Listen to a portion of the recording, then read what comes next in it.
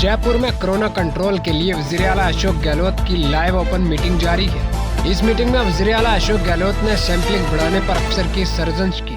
गहलोत ने कहा कि पिछले 7 दिनों में इतने ज्यादा कोरोना केसेज आए हैं, लेकिन नमूने लेने के आदाद व शुमार 3 से 4 हजार के दरमियान है। क्या आप नहीं समझते कि नमूने लेने में इजाफा किया जाना चाहिए?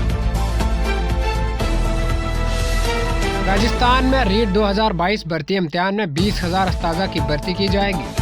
सीएम अशोक गहलोत की जेर सदारत महकमा तालीम की मीटिंग में अस्ताजा की भर्ती के ओहदों को बढ़ाने का फैसला किया गया है। इसके तहत रियासत में 14 और 15 मई को रीट 2022 का इनकाद किया जाएगा। जम्मू व कश्मीर पुलिस ने जुमा के रोज श्रीनगर के पांता चौक इलाके में एक तसादम आराई के दौरान 3 नामालूम अस्करियत पसंदों को हलाक करने का दावा किया है। इस तसादम के दौरान 3 पुलिस और एक सीआरपीएफ एहलकार भी जख्मी हुए।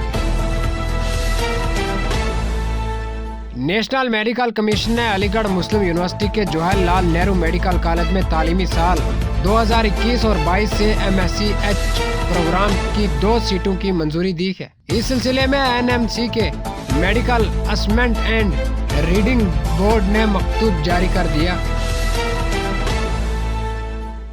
जम्मू व कश्मीर पुलिस की खसूसी तहकीकात टीम ने हैदरपुरा इनकाउंटर के ताल्लुक से बताया कि एक शहरी एक गैर मुल्की अस्करियत पसंद के हाथों मारा गया था, तो वहीं 2 दीगर जिनमें से एक क्रॉस फायरिंग में मारा गया और उसके बाद आमिर मागरे को मुकामी अस्करियत पसंद बताया गया।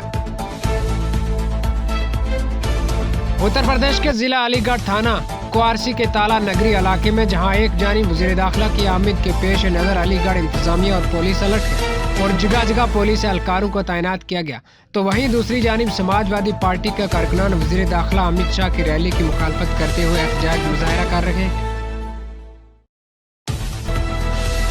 समाजवादी पार्टी के कद्दावर रहनुमा और रामपुर के रुकन पार्लिमानी मोहम्मद आजिम खान गुज़श्ता 22 माह से सीतापुर जेल में कैद है। आजिम खान के हामियों के जरिए अपने अपने तौर पर एहतजाज का सिलसिला हनोज जारी है।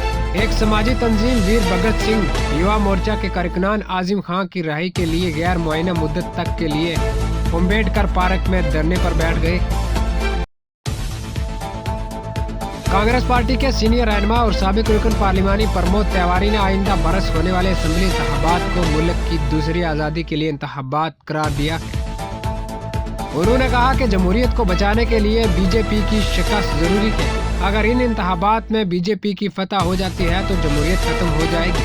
साथ ही उन्होंने इन इंतखाबात को मुल्क को फरोगत होने से बचाने का इंतखाब बताया है।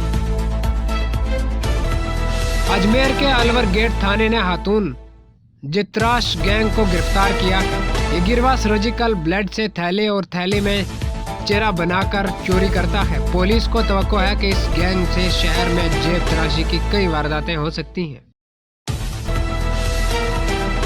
कोरोना वायरस के केसेस में मुसलसल इजाफा का सिलसिला जारी है। इसके बावजूद दिल्ली के बाजारों में भीड़ कम होने के नाम नहीं ले रही है। बचाव के लिए लोग मास्क खरीद रहे हैं, जिसकी वजह से मास्क के कारोबार में इजाफा हो गया। जो मास्क पहले 5 रुपए में मिल जाया करता था, अब वो मास्क 20 रुपए में फरोख्त हो रहा है।